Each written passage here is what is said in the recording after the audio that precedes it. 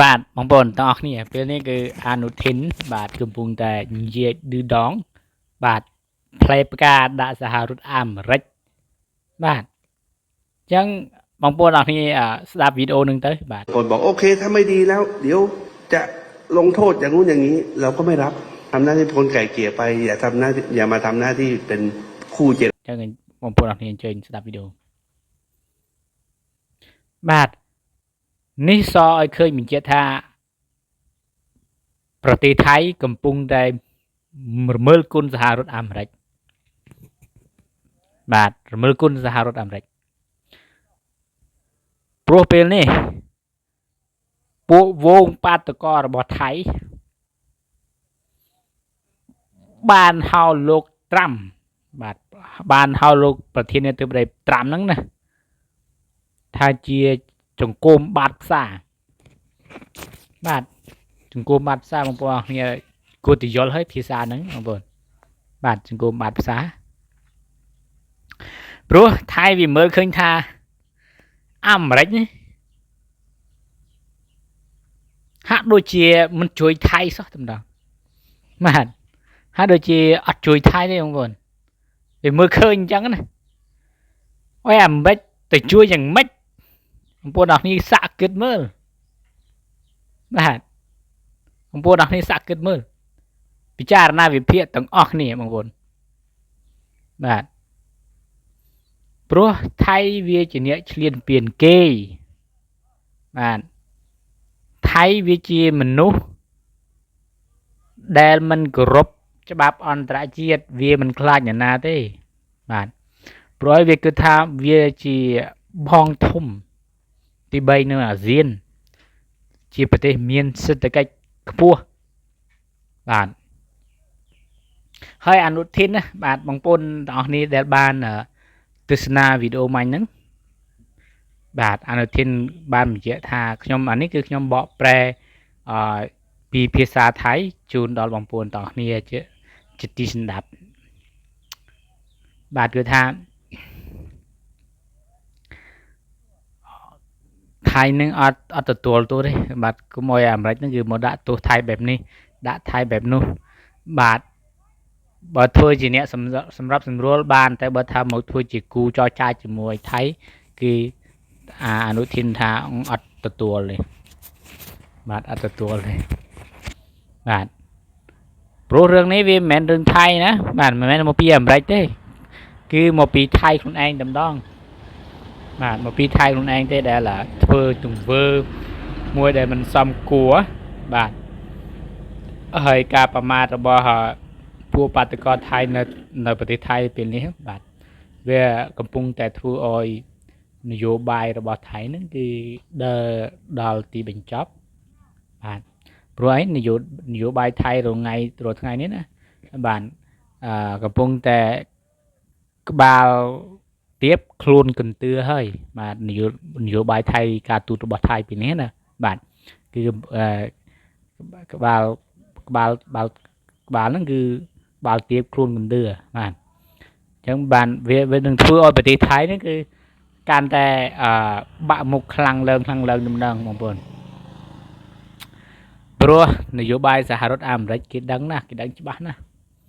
បាទប្រទេសមហាអំណាចពិភពលោកគេគ្រប់គ្រងពិភពលោកបានគេមិនមែនទៅល្ងងទេបងប្អូនគេមិនល្ងងទេទោះបីជាថៃប្រកែកថាបែបនេះថៃប្រកែកថាបែបនោះក៏អាមេរិកវាដឹងដែរបាទថៃបកស្រាយយ៉ាងណាក៏អាមេរិកវានៅតែដឹងការពិតបាទព្រោះថាបណ្ដាញរបស់អាមេរិកហ្នឹងវាមានគ្រប់ទូទាំងពិភពលោកទៅហើយបាទវាមានគ្រប់គ្រងវាមានគ្រប់ទីកន្លែងទាំងអស់បាទសុទ្ធតែជាដៃគូបណ្ដាញរបស់អាមេរិកទាំងអស់បាទកុហកណាកុហកបងធំអាមេរិកបងប្អូនបាទគេជាមហាអំណាចគេមិនទៅល្ងងទេអញ្ចឹងអនុทินពេលនេះកំពុងតែដើរដល់ផ្លូវទួលច្រកហើយបាទគឺដើរដល់ផ្លូវច្រកដែលវាយអ្នកផ្ដល់ជំនួយកំពុងតែវាយប្រហារទៅកាន់អ្នកដែលជួយខ្លួនបាទព្រោះអី អាមេរិកសម្ព័ន្ធមិត្តជាមួយនឹងថៃនេះវាក្បែរ100ឆ្នាំជាងបងប្អូនវាក្បែរ100ឆ្នាំជាងហើយបាទវាមិនមែនទៅតែកើតឡើងទេគឺយូរណាស់ទៅហើយចាក់ឫសគល់ប៉ុន្តែពេលនេះគឺនយោបាយថៃវាបានធ្វើឲ្យអាមេរិកហើយនិងថៃកំពុងតែរកម្មរកូសនឹងគ្នាណារកម្មរកូសហេតុអីបងប្អូនខ្ញុំបានថានិយាយរកម្មរកូសអញ្ចឹងព្រោះថៃកំពុងតែយកចិត្តមិត្តចិនបាទកាលដែលអនុทินហើយនឹងស្ដេចថៃទៅទស្សនកិច្ចផ្លូវរដ្ឋជាប្រវត្តិសាស្ត្រនៅប្រទេសចិនគឺនឹងហើយជាថ្ងៃដែលថៃកំពុងតែយកចិត្តចិនដើម្បីបង្ហាញទៅចិនថាណែខ្ញុំមិនមែនជាមួយអាមេរិកស្មោះត្រង់ជាមួយអាមេរិកពេកទេបាទមិនមែនស្មោះត្រង់ជាមួយអាមេរិកអីណាទេបាទខ្ញុំអត់អាមេរិកក៏បានដែរអញ្ចឹងណាចង់បញ្ជាក់ទៅប្រាប់ចិនថាគឺទទួលចិនដៃ10តម្ដងទទួលចិនដៃ10តម្ដងបាទនេះគឺជាអ្វីដែលធ្វើឲ្យថៃរាល់ថ្ងៃនេះកំពុងតែឌឺដងដាក់អាមេរិកផ្លែផ្កាខ្លាំងតែម្ដងប៉ុន្តែវានយោបាយមួយទៀតបងប្អូនការដែលគេបង្ហាញនេះអាចបង្កប់ចេតនាណាមួយរបស់ថៃបាទពេលខ្លះថៃវានិយាយចឹងមែនប៉ុន្តែវាមានចេតនាអីមួយហើយបាទគេចង់បង្ហាញអ្វីឲ្យយើងឃើញចង់បង្ហាញឲ្យពិភពលោកជាពិសេសគឺវាចង់បង្ហាញមកកម្ពុជាផ្ទួលតែម្ដងព្រោះខ្មែរនឹងព្រោះកម្ពុជាហើយនឹងថៃអត់ត្រូវគ្នាអញ្ចឹងវានយោបាយវាគឺវាមានចេតនាពីក្រោយខ្នងបាទមានចេតនាពីក្រោយខ្នងហើយបងប្អូនបាទនេះគឺជាហេតុការណ៍មួយខ្ញុំបាទធ្វើជូនដល់បងប្អូនដល់គ្នាបាទដើម្បីដឹងជ្រាបព័ត៌មានហើយក៏បកប្រែជូនបងប្អូនតអស់គ្នាបាទនេះគឺចរិតថៃគឺអញ្ចឹងថៃមានល្បិចខ្លាំងណាស់បងប្អូនវាដូរមេដឹកនាំរហូតមែនប៉ុន្តែឆន្ទៈវាចង់បានទឹកដីខ្មែរយើងខ្លាំងណាស់វាមិនដែលគិតថាបោះបង់ទេបងប្អូនកុំភ្លេចវាមិនដែលគិតថាចង់បោះបង់ទឹកដីខ្មែរទេវាចិញ្ចឹមចិត្តរហូតពីមួយចំនួនទៅមួយចំនួនរហូតបាទចង់បានទន្ទែងក្នុងចិត្តចង់បានខ្មែររហូតបាទអាខ្លះហ្នឹងចាចង់បានបាត់ដំបងចង់បានមន្ទីរមន្ជ័យចង់បានសៀមរាបប្រាសាទព្រះវិហារមកវិញណា